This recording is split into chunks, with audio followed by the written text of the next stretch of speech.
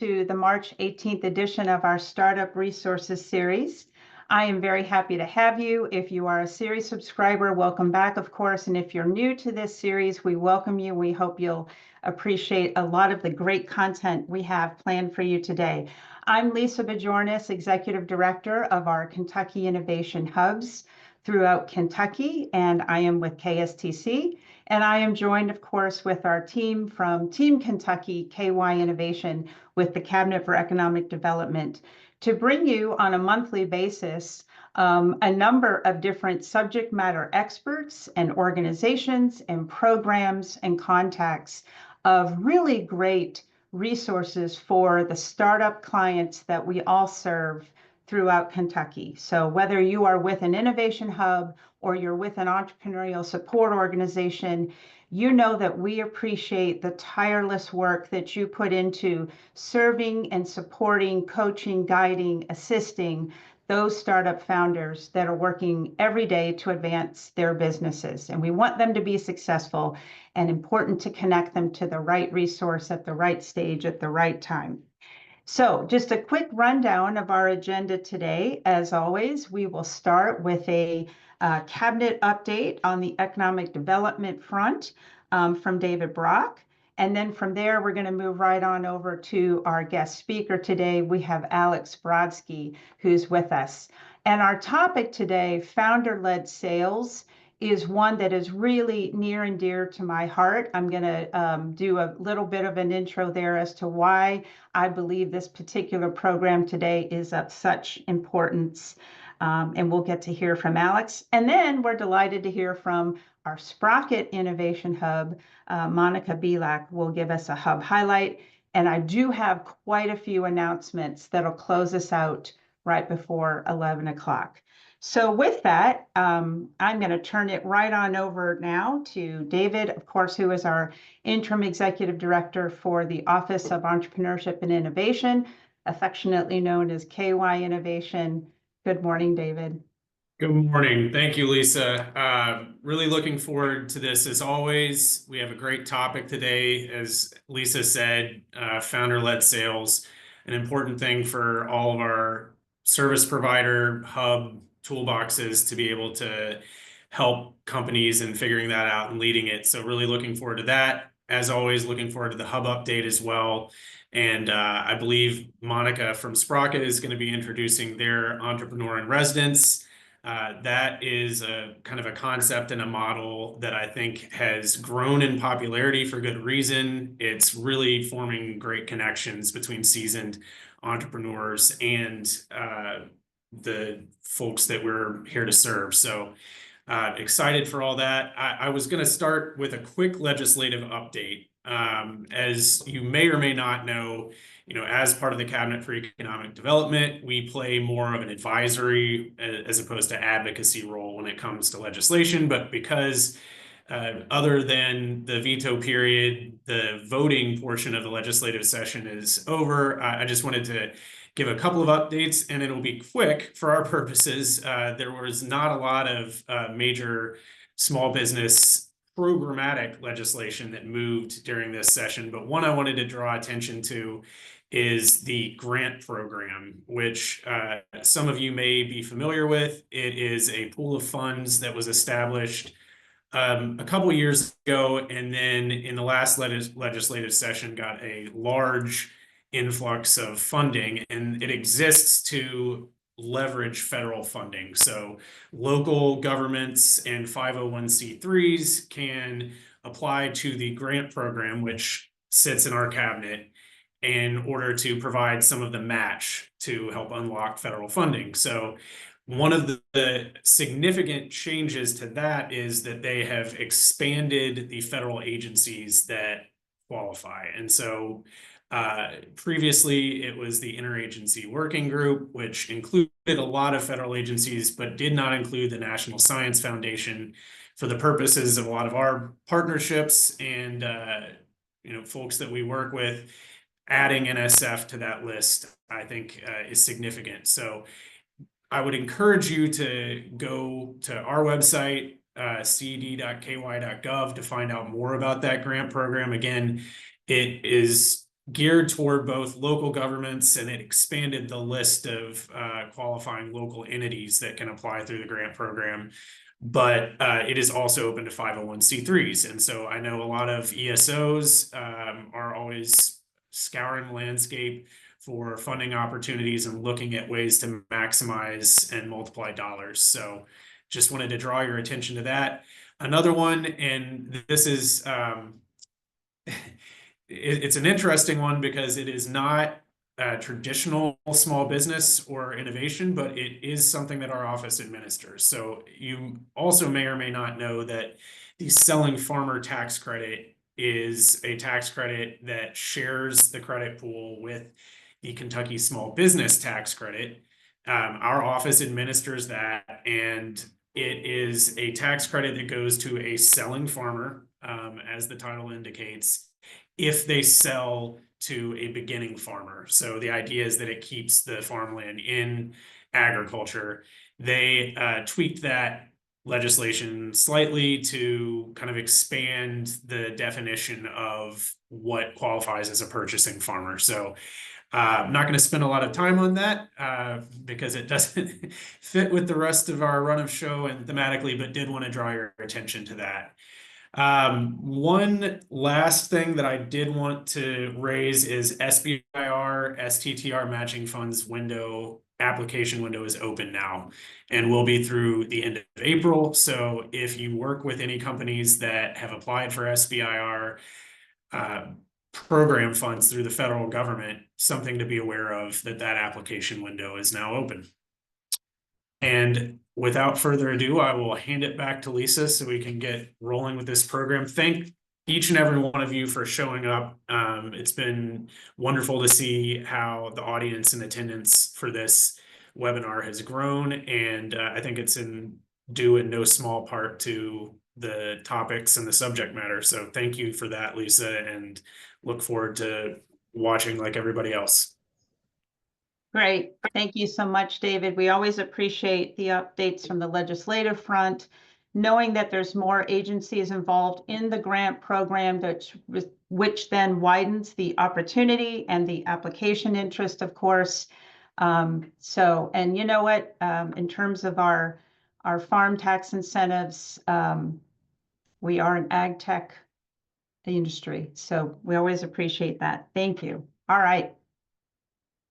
Let's go ahead and move over very quickly. And I know Christine is going to bring Alex forward. And so just a bit by way of introduction, we have talked a great deal in this particular Startup Resources series about various sources of funding. We have talked about grant funding. We've talked about crowdfunding. We have talked about loan and debt-based financing. We have had many representatives from various different equity-based funding organizations and programs and funds themselves, et cetera, all to kind of fill out your arsenal of different types of funding and funding strategies that may be a good fit for your startup clients. But one of the things that we always say as coaches to our startup founders is the best source of any type of funding, of course, is going to be customer revenue. Always going to be customer revenue, right? But in order to get to that appropriate stage and the ability to obtain customer revenue, a startup must certainly have a really strong go-to-market strategy for those early stage companies to maximize their chances for success, obviously.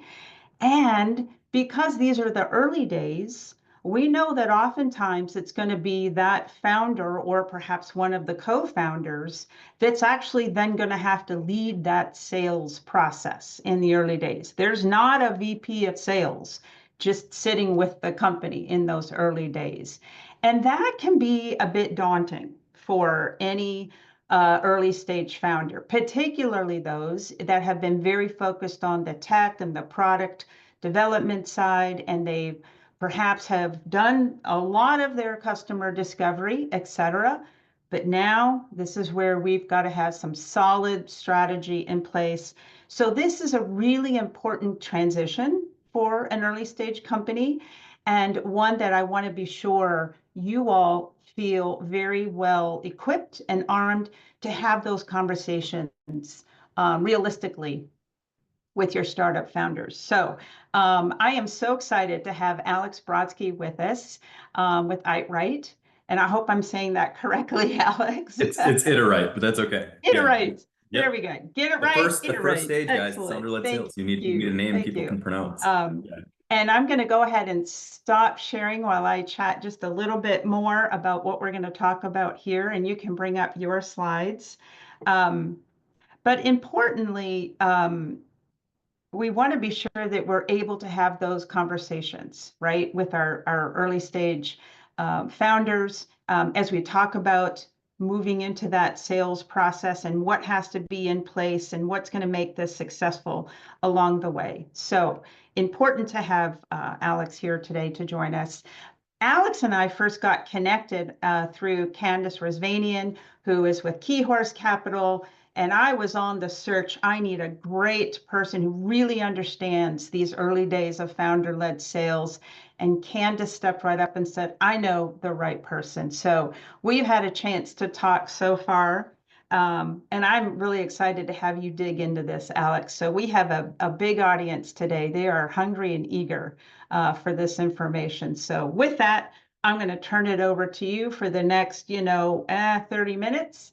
And the stage is yours. I mean, I did this thing there, keynote style. I put 26 slides out there. So just let me know if we're going over. I'll try. Great. And if there's any questions, just drop them in the chat. And Alex, I'll facilitate those as awesome. probably toward the end, if that's okay. Cool. Well, great to meet everybody. I love this title here. Founder-led sales, the founder actively founder-led selling. It's not easy. I don't have all the answers for everybody, but it's going to be really helpful for you guys to see because I'm actively in it. And I've learned some of these things you're teaching folks and your ESOs. And I know all of you guys are from different areas, but we read a lot early on about all the things you should do as a founder. And it's almost like we do everything to try not to sell. It's crazy. It's hard. Like, oh, I did customer discovery and I built the product. It's hard. We just want to build something and it should just work. And we read about the top 0.00001% all over LinkedIn, these $100 million companies with 10 people. That's not reality. We're not Elon Musk. We're not Mark Zuckerberg. And it wasn't easy for those people either. I think I actually saw that this company Lovable last week. They're one of the ones who are up to, I think, 150 million in revenue or something with 20 employees. And their CEO said, yeah, overnight success. It took 7 years to get there. Like even that company, it took them 7 years and then this happens. So it's a process. And Lisa, what you were just talking about, money, you need to make money. That's all that really matters in a business. And you meet some of the people, sometimes you have to sell yourself. You don't do what all the VCs say. You can't just put a widget out there that everybody buys and says, oh, this is great. They know you're a startup. So it's a really painful process. And I'm excited to take you through everything today. So I put together 13 tips that I'm going to walk through one by one. And as I do that, I'm going to walk through our process and what I've set up. And there's no book on how to sell today. But what's really cool is we're in the age of AI. And you'll see that coming through a lot of what I do. I'm able to work and do what 20 people could do with one person. So I'll take you through. You'll see some cheat codes today, but I don't have all the answers either. So I'm excited for your guys' questions as well at the end. I'll tell you guys a little bit about myself first. So I've been a chief product officer. I've been a product manager for the last 15 years. And I worked with kind of a PE/VC company over the last few years where I was a fractional chief product officer coming into organizations that were looking to exit. So a company that was just stuck at 5 million in revenue or 10 million in revenue, I would come in and show them how to get to 30 million in revenue. And that was a really impactful point in my career because I was just, as a product manager, building software products for the last 15 years, I've just been kind of doing what executives told me to do. We build it, great. But really getting to drive growth for companies, something clicked for me. And that's where my company, Iteright, was developed, where stop building everything. That's everything we do. Stop building everything. Focus on the things that are going to grow your organization. And that's how Iteright's been developed. So I'll get more into what Iteright is. But what's crazy is I built a company it's not really for startups. They tell you, okay, well, just get in as many users' hands as you can. I built a truly enterprise startup by myself as a solo founder. The tool I built is for companies spending $20 million a year in R&D. We just landed Roche. They're a $250 billion company. I'm going to do whatever, it's going to take, if I sell them a $100,000 deal, that might take 6 months to close. So I'm trying to weasel in and just get that pilot into place. And I'll talk about how that works too. About every 3 months on this stage, I'm probably 2 years into this now, I've said, I need someone in sales. I've hired help on sales. I didn't know how to get on sales calls my first time. I hired someone for $10,000 who helped me do my first 30 sales calls. Wasn't very helpful. I realized I was better than that person in the end, but they helped me build my confidence. I recently hired my first VP of sales, someone in the product management space who's going to help. Nothing happened there. And it keeps coming back. And my greatest mentors tell me this. Founder-led sales is the only way. You as the founder have to sell. It doesn't matter if you're technical. Doesn't matter if you're a marketing person, not a salesperson. You have to. You're the person who's passionate about it. You understand it. They're buying you, not the product. So that's what I've come to. It's the founder in the end. I want to share a little about Iteright, and I kind of got into that. But every CEO that I sell to, it's the same thing. It's, okay, we're spending $20 million a year on technology. What am I getting out of it? You have all this McKinsey-like strategy at the top, and you have all these, if you go look at what dev teams are working on, it's like all these stories and tasks, and they're very disconnected. And when you look at what companies are doing, actually 92% of the work companies invest in technology fail to achieve their target business goals. So Iteright, what we've built, think of it like a GPS on your phone. As you're driving towards your strategic goals, it'll say, whoa, you're off course. Why are you putting 50% of your time into this huge risky idea that's going to lose you $6 million?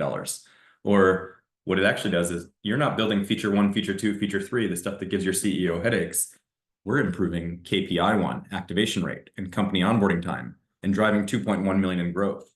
So it's really, think of it like a growth GPS or a growth navigation system. And it's funny too, as a founder, I have to use certain words with VCs as I'm raising money because they want you to be a category creator in a billion-dollar company. But if you use those words with customers, they'll run away from you. You want to use things that they're already using and the words they use today. So that's very tough as a founder too, to switch from venture capital mode to sales mode every other day. It's very different language. And now, of course, every company needs to be AI today, but it's very cool building in the age of AI. So we have all these AI agents as you're analyzing these ideas that are helping you get strategically aligned. They're doing work while you're sleeping. They're searching the web. So imagine founders using software like this to validate their ideas. We're working with a lot of universities. So even, I just wanted to share this because your ESOs might be interested in something like this too. But again, it doesn't make sense for us to sell to founders for $1,000. We almost have to train them and put a lot of effort into that. This is for $20 million companies, and that's a very hard sale for someone who's never sold before like me. So this is important too. We've created a pilot opportunity. I can't go sell it for $100,000 on day one.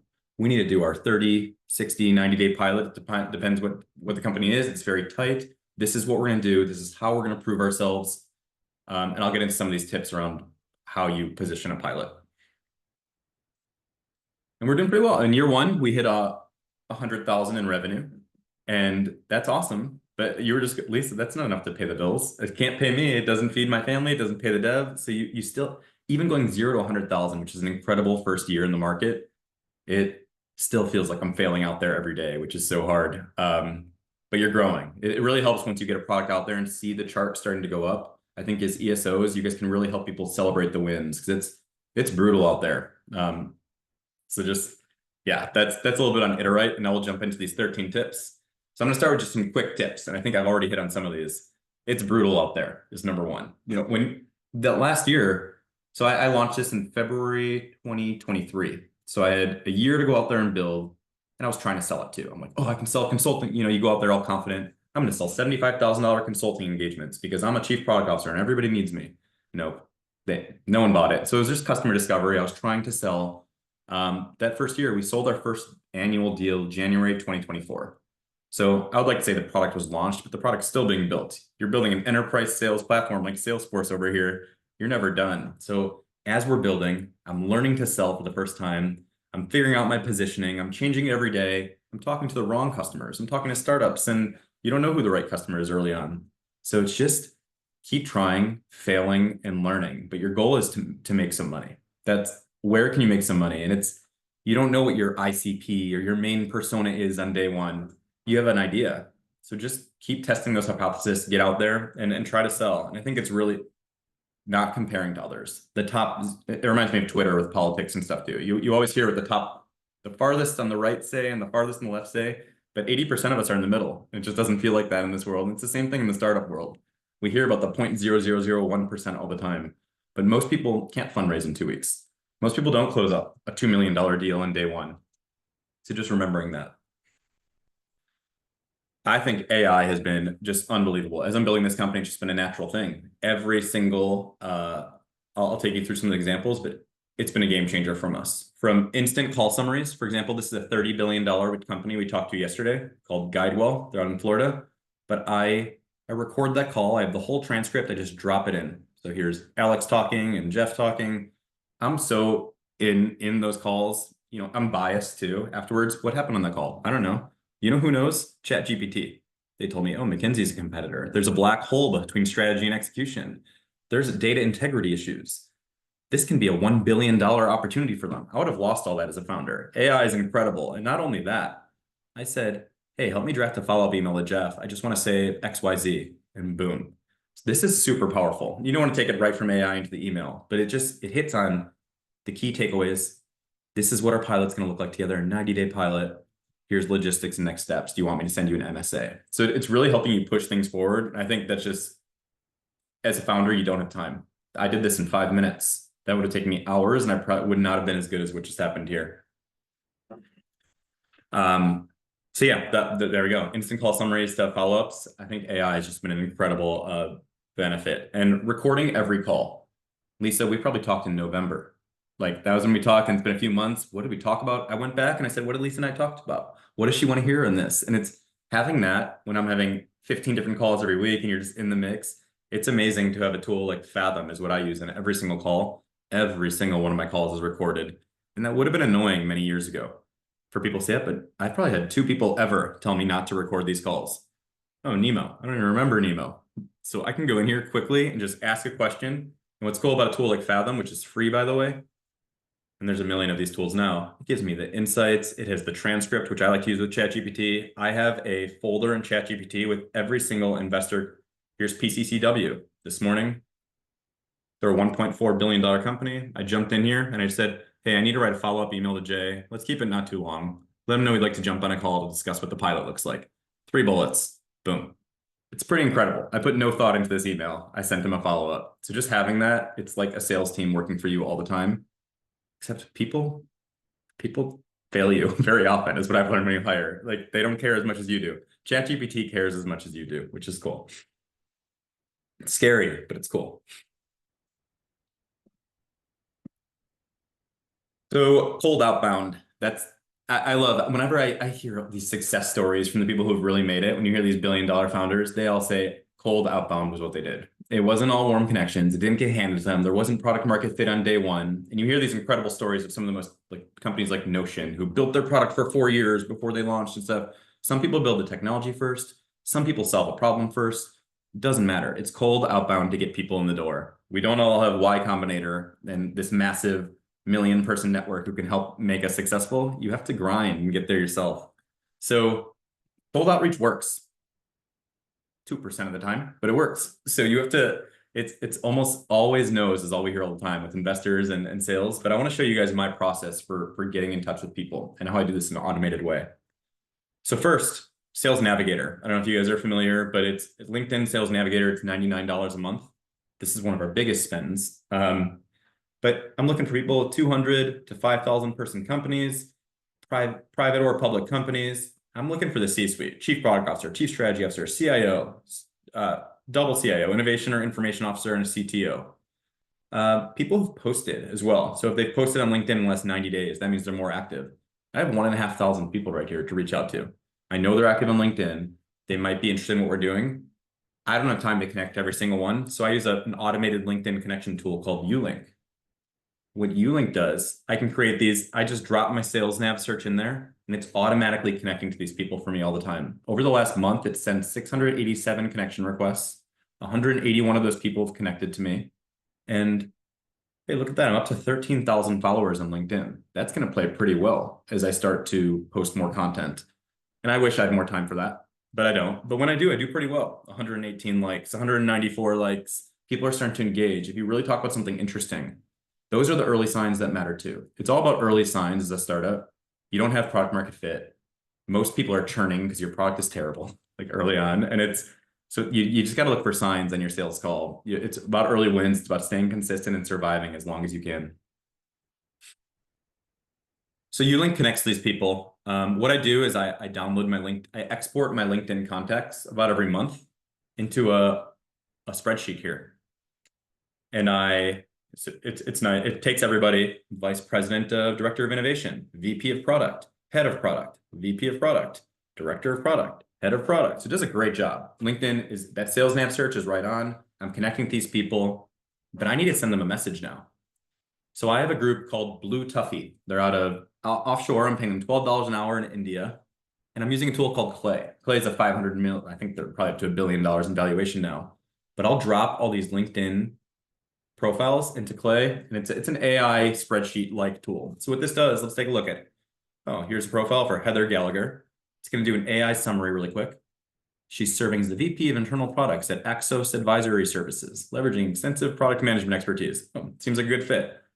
So it takes that summary, and what I've built is a prompt in here that says, hey, I want you to make this conversational, make it about them, no jargon, no fluff. I want you to write a message. It should be at least 63 words. Here's a few examples, blah, blah, blah, blah, blah, blah, blah. So there's a prompt in here now that's going to take that summary and it cost me 1 cent to make this cold email. 2 cents for that one, 1 cent, 1 cent, and randomly 16 cents, and I get angry. I don't know why that happens, but every few gets 16 cents, just dropping quarters on the floor. But this is pretty cheap now. I'm not paying anybody, and I'm paying about, I would say, 2 or 3 cents per message that gets generated. And let's take a look at this. Hey, Heather, leading product management at Axos must be an exciting challenge. Many execs struggle to prove real-time ROI in product investments. How do you decide which initiatives to prioritize or let go at Axos? I built an AI platform that helps tackle these dilemmas. Would love to hear your thoughts.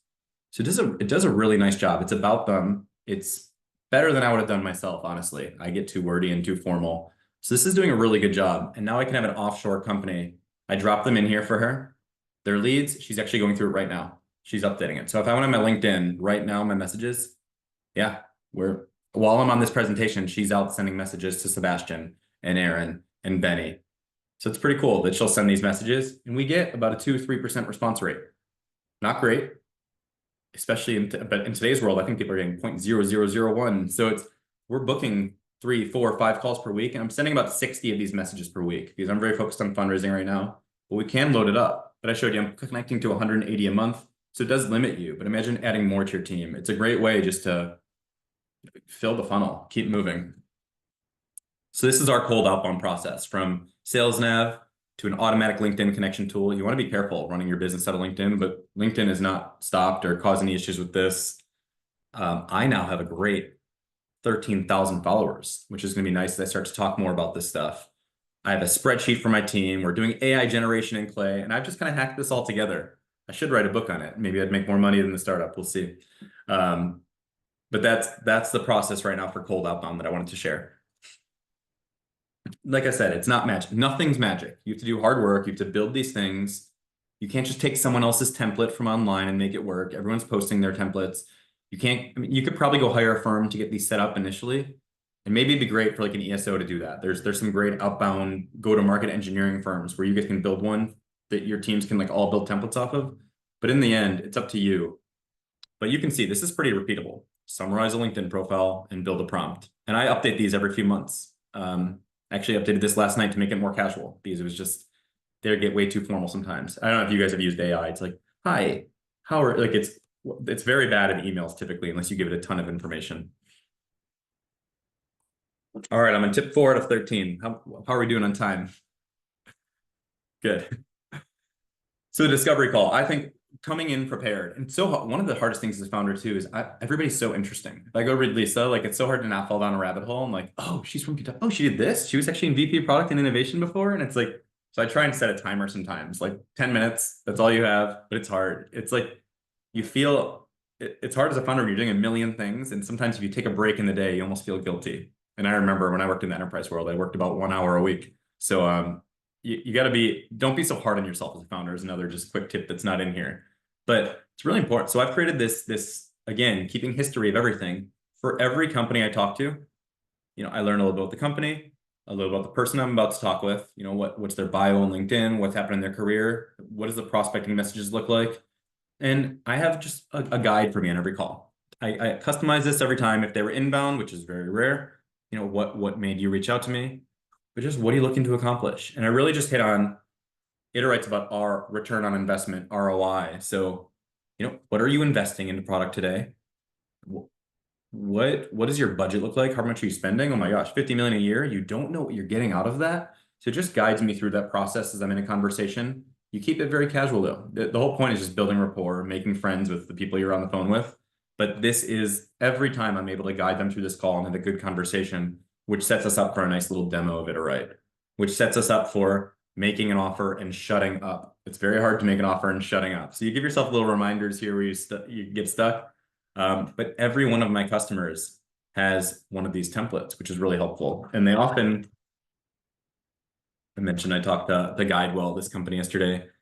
These often grow to 30+ page documents. But imagine someone coming in now, or if with AI, I could just copy this all and put it into a document.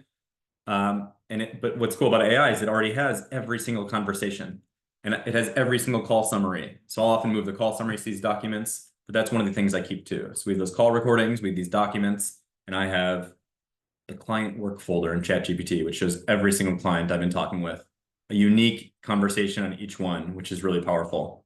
Yeah.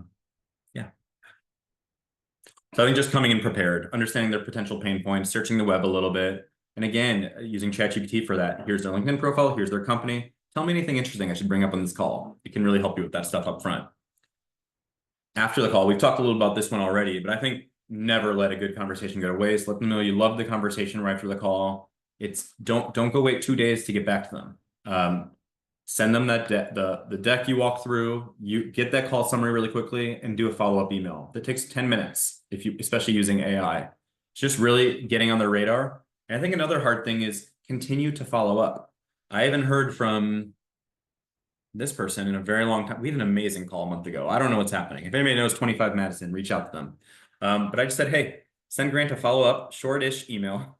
I don't want to be short, not too long, about how pumped we are about this opportunity. Thought there was strong interest. I did that about 5 minutes before this call. Did this, I sent that email off. So it's really helpful. And I usually remove the stuff like, hope you're doing well, because people know it's AI really quickly. But this is really nice. Just it's continual follow-up, and it's painful. You have to follow up with people 15, 20 times sometimes before they respond. Just reminding your founders that too. You're not the most important thing in their day. This is the most important thing in your day. You're about, I don't know if you guys have ever seen that picture of like the Venn diagram, how important that business is and how important you are. And it's like a little speck of sand. Just remember that. But we closed Roche recently, $250 billion company after probably 100 emails. And the person just got back to me one day when I was outside on a Saturday saying, it's time. Okay, great. It's time. Let's do it. Closing deals. So I think CRM is really hard too, just staying organized. You'll see like organization is a huge theme throughout this, just having that stuff organized, being able to go back. Imagine hiring my first employee, just going into ChatGPT and saying, I'm hiring my first employee, build me an employee playbook. And it'll be able to do that because it can take everything I've put in here over the last year and take that up. So it's pretty cool how fast you can do some of these things if you're gathering. Data is the biggest thing to AI working. So be capturing that from day one is a really important thing. But founders hate CRMs. I was really bad with Pipedrive, HubSpot. There was no magic answer. I finally found one I really like. It's called Adio, and just because it looks like a spreadsheet. And what's cool here is it shows our whole CRM. I don't want to give too many details here, but what it does is automatically shows when my last meeting was, when my last interaction was with the people on these calls, the company name, it gathers information. And Adio just raised, I think, $40 million to be the next big AI CRM. They're kind of a futuristic one, but it just does some of this stuff automatically for me, which is really helpful. I can quickly look in here and say, why don't I have meetings booked with these 5 companies in evaluation? We have a few stages from pipeline to evaluation, priority, like the 5 or 10, there's 30+ companies in here. I shouldn't be looking at them all the time. Which ones are the ones we really want to prioritize? So it's nice to have just a system that's automatically doing things for you. And you can see I even connect these deal docs. Whenever there's manual data needed, CRM is going to fail you. I showed you I have those deal docs, but I don't go in here and update this stuff. When I was an early founder, like my first year, you should have seen all that. Everybody kind of made fun of me at the incubator I was a part of because I'd create these 50-page marketing and ICP documents. I love to document stuff. I came from the enterprise world and I know ESOs are the same way. It's like, We build these playbooks, but it's get out there and sell. Like that's what you have to do. Get out there, talk to them, stay organized as much as possible. So I think Addio is a great one for automating some of these things, and they have some great playbooks for that. You hear play bigger. I can't play bigger when I'm selling to a $50 million company. It's just not possible. You want to have your SHIT together, but you're a startup. Own it.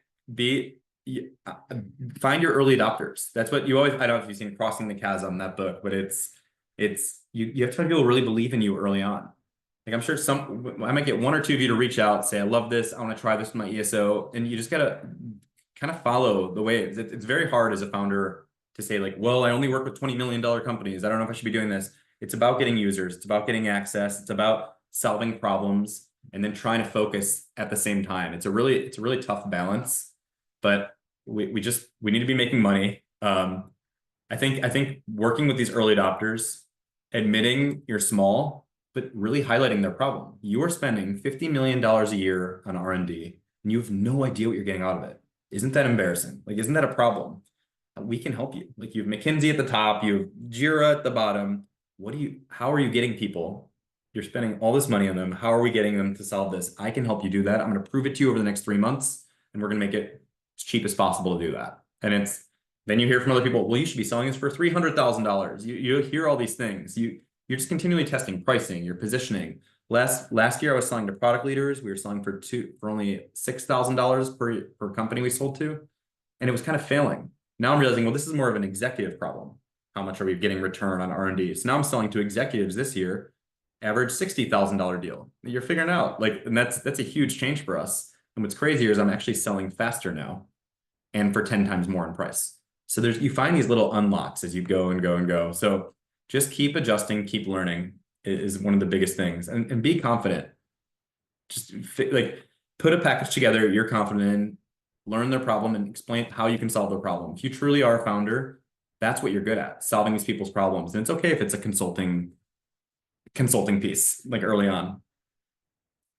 I think I wrote that here somewhere. Let me see where. I don't know. We'll see that soon.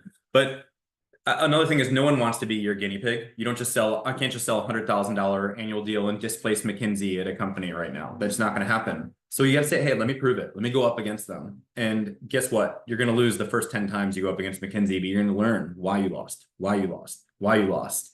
And suddenly, success is just failure with one more attempt. That's what I'm realizing. I go back and look at my current customers, and I'm like, oh, I have more churn than active customers. Or I'm telling everybody that $50 million companies should be using this, but universities are our most active user. Why is this happening? Which is great for you guys in ESOs, by the way. Like, we find a lot of people who want to learn are using our software, but I just know it's going to work. And so it's hard to have this conviction while also the market's telling you something different. It's really hard to read. It's not as easy as the books explain. You don't just follow what's happening. You need to have a plan to make money. You need to hear what's happening in sales. You need to hear how things are closing. But I think it's okay to fail. I think it's good to fail. Churn is a good thing early on. It means you got a customer, they paid you, and they churned. And why did they churn? We'll fix that next time. Fix that next time. You keep getting 1% better. It's amazing. If I can go and look where I'm at today from a year ago, I'd be so proud. But you just kind of punch yourself in the face every day as a founder as you're failing. So it's moments like this are really helpful to go back and see we have made a ton of progress. So just reminding founders about this is really key. And I think a big thing, everything I just talked to you, how hard it is to get these customers. Retention is so important. So as much as failure's okay, really, what are we at? We're on slide 20 something. Do it, or you have to start this presentation over again and over again and over again. I'll just do that for you guys. You guys want me to start over from scratch? It's way worse doing it in real life. So keeping your customers means you don't have to go through slides 1 through 26 all over again. This should be your growth strategy. How do I keep that customer?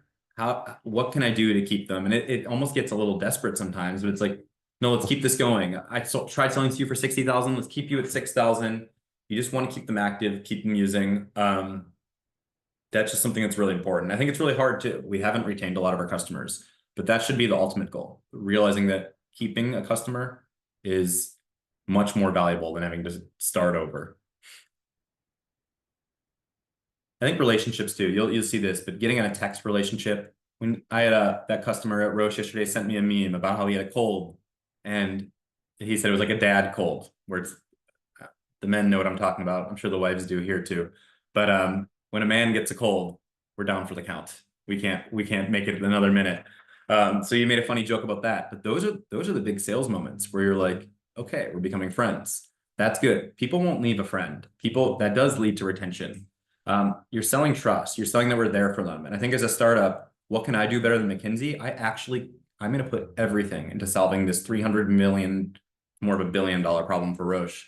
But these multi-million-dollar problems, I'm going to go in and do everything I can to solve those problems. And I'm going to be 1/10 of the cost of these other companies too. So really making them believe that and trust you. It's almost like they're hiring you in as an employee. That's where you want to get to. And this is a really big one. It's kind of a bonus, and I'm still learning more about this. But when you sell a pilot and then have to go sell an executive 3 months later, that's selling twice. So really try and find ways to sell once. And I've heard this from different sales leaders too. But if I can go sell that annual deal and give them a 3-month opt-out, that's a lot better than selling a 3-month pilot and then an annual deal afterwards. Because then that's where I was hitting a lot of churn, where I sold the VP. And now I have to sell the executive. And an executive has very little information often. Like a CFO will often look at something that's been very successful for 3 months and go, we have something like that, and the deal is dead. Never even met that person. So it's really getting there up front, proving the value. And sometimes that doesn't work. So it's always having this in your back pocket, where why don't we just do a pilot? It's okay if it's one time. Again, getting yourself in the door is the most important thing. But I really think this is a great little tip that's starting to be successful now. Just making sense of it. I think ROI, being able to show the ROI, being able to explain clearly how it's going to help their business and how it's a great deal to work for their company, getting really confident in your offer. And yeah, that's everything here. So those are my tips on founder-led sales. I'm happy. I think you guys have a recording to walk through this process for how I'm prospecting, but I hope this was helpful. There's really no right answer. It's going to be different for everybody. But again, everything I just took you through, every company should be doing. It's just your own message. It's your own way. It's your own offer. It's finding your own unique ways to sell it in. But something just starts, as you go past these milestones, something just clicks. Something, you get more confident. I used to think, no, I'm bad at sales. And people would keep saying, you're pretty good, Alex. You're passionate. You get this. You just need understanding that you are the founder and you're the person who needs to sell this, I think is the biggest thing. You can't dish this off. It's not that, first off, you can't afford it, but if you do hire a great VP of sales, they're not going to do as good as you were as founder. All right. Well, I'll pass it off to questions. Right. Yes. Thank you, Alex. Yeah. We do have time for one question, which we do have in the chat. How do you balance the fundraising, which is essentially sales to investors, versus then the actual product sales to your customers? I think there, I mean, what is your biggest priority? I just start every week. Right now, with our unique situation is we've had to fundraise twice right now. We had a VC come in and they big time investment, $2 million investment, 10 million valuation. My life's going to be great. We finally did it. I can hire a team. This was in October. After Christmas, I learned that they were shutting down the fund and firing everybody and they wouldn't be getting the money. So that was fun. So right now I have a family to feed at home. I need to focus on fundraising. I'm putting about 80% of my weeks into that right now. And because of that, and 5 months into this process, you're seeing customers, sales start to dwindle. You're seeing things happen. So just, again, it's a rocky boat, a startup, but you have sales, you have customer success, you have building the product, you have fundraising, you have marketing, you have all these things that you can be doing. And you just have to decide where you're going to put your time into. Because if you put your time into 5 things, I'm sure you do this in your day too, you're not going to get anything done. You need to really focus on, what do I need to get done today? What is that one thing we need to focus on and move forward? Where do we need to move the needle? So that I've been really focused on fundraising lately.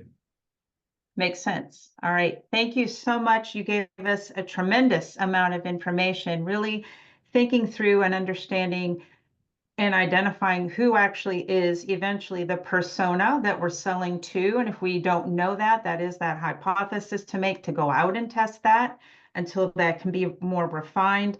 The various different tools in working a potential customer through your sales funnel, through your pipeline, having those milestones. I love that you showed us, like, here's the script. Literally, here is the script that we're using. The power of AI and myriad ways that you're using that to save you time, but for recording as well. And then, of course, your CRM So we appreciate your 13 steps, your nuggets of wisdom that you've shared with us today. Thank you so much. Appreciate it, Alex. Thank you, everybody. And I see the recording. It does show when they're recording there, guys. And people will ask. It says like recording the call. Yes. But We're I not think I've had hiding 3 that from people ever. anybody, right? We're Yeah, making 3 that people ever very have said don't record. So it's really great. important to do that. Perfect. Thanks, everybody. Thank you so much. All right.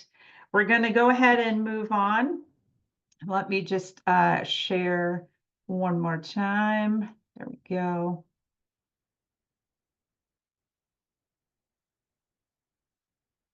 And it is certainly my pleasure, as we like to do, is to hear from one of our innovation hubs, and we have a hub highlight. So we're going to hear from Monica Bilak, who is Executive Director for our westernmost region, Innovation Hub Sprocket. And over at Sprocket, they represent 22 different counties, including Paducah and Owensboro. I'm going to stop sharing.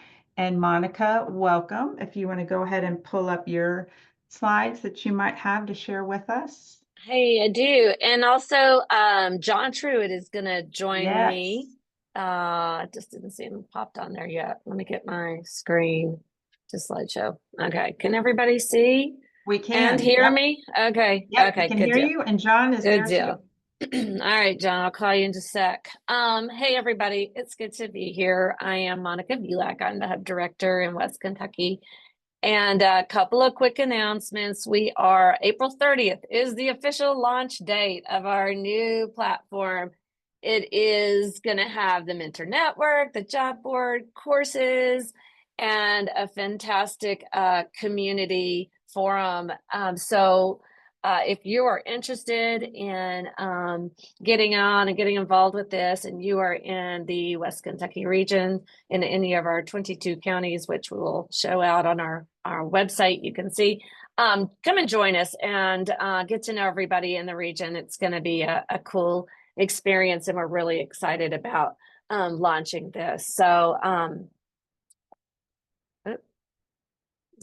I can't progress. Yay, I can. Okay, next up is going to be John Truitt. So a little bit about John. He's been on our board since 2018, and as the founder of Paleo Technologies. So he and his brother Doug have been longtime friends of mine, and just incredible people.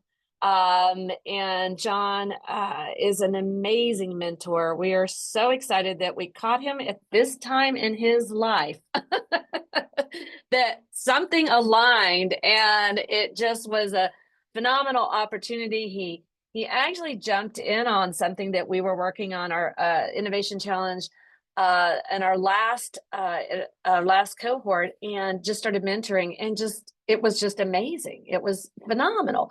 And people are like, gosh, I got more in 1 hour with John than I've gotten in like a year.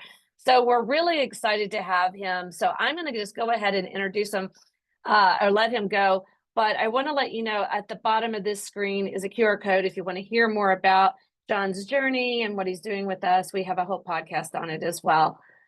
So also great. All right, John Truitt, I'm going to let you take it away. Thank you, Monica. Hi, everybody. But thank you, Lisa. That was an absolutely fantastic presentation by Alex. I loved it. So my primary role here now at Sprocket is to oversee what we're calling the Sprocket Market Fit Lab. This is a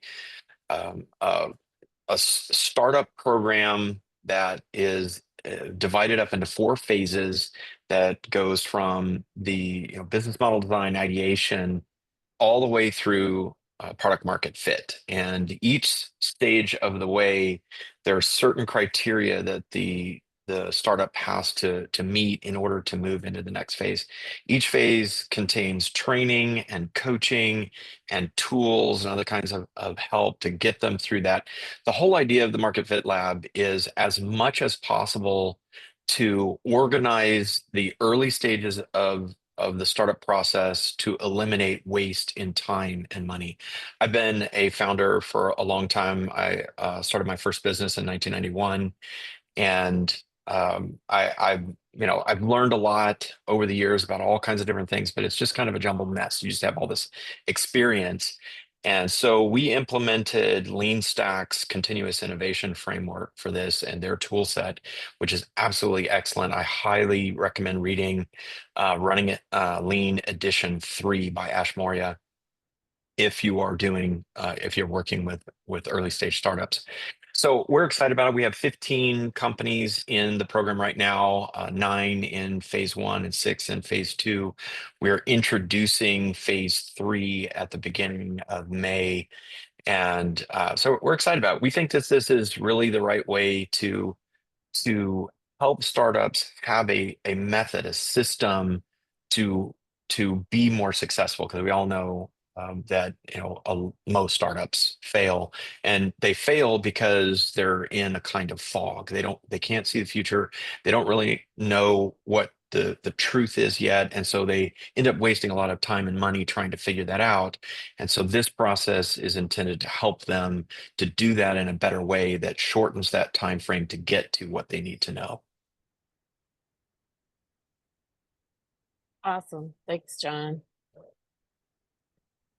All right, I'm going to continue on. Just so you know, tomorrow we have our weekly coffee hour. So if you are anywhere near Paducah, come over to Sprocket, and we are at the back of the Coke plant in Midtown Paducah, and we have an 8 a.m. open coffee free. Just come on in, and we'll hear from Terry Lundberg from Wiser 360. She is an incredible executive coach and fractional CEO. And finally, anything you want to come check out, just get connected with us. You can reach out to me at sprocketwestkentucky.com. Appreciate it. Great. Thank you, Monica. And John, it's always a pleasure to work with you, truly. Thank you for all of your support of Sprocket and the entrepreneurs and founders in that Western Kentucky region. We appreciate all the service and the time that you give. And man, we are so fortunate to have you in this stage of life and able to lead an amazing program like the Sprocket Market Fit Lab. So thank you for that. Thank you, Monica. All right, Thank you, Lisa. just to close us out, I do have a number of upcoming hub-related events that we definitely want to share with you all.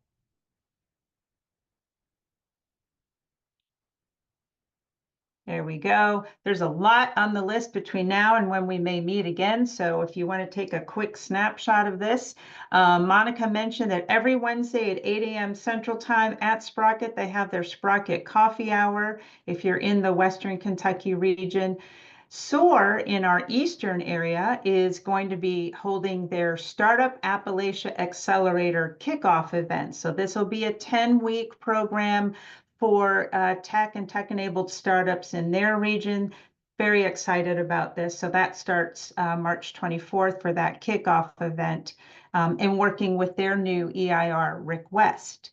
Awesome Inc.'s got a number of events coming up in the next 30 days. Startup Weekend is over Friday through Sunday, April 4th to 6th at Awesome.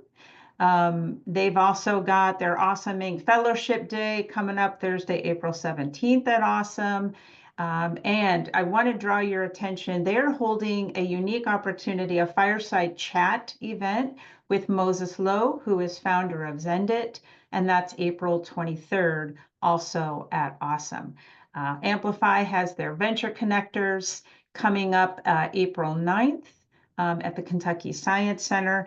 And I want to mention again, UK Innovate is their Office of Research and Innovation, and they are holding their annual Kentucky Innovator Challenge, a full day of great content at the UK Gatton Student Center. That's Tuesday, April 15th for a full day there.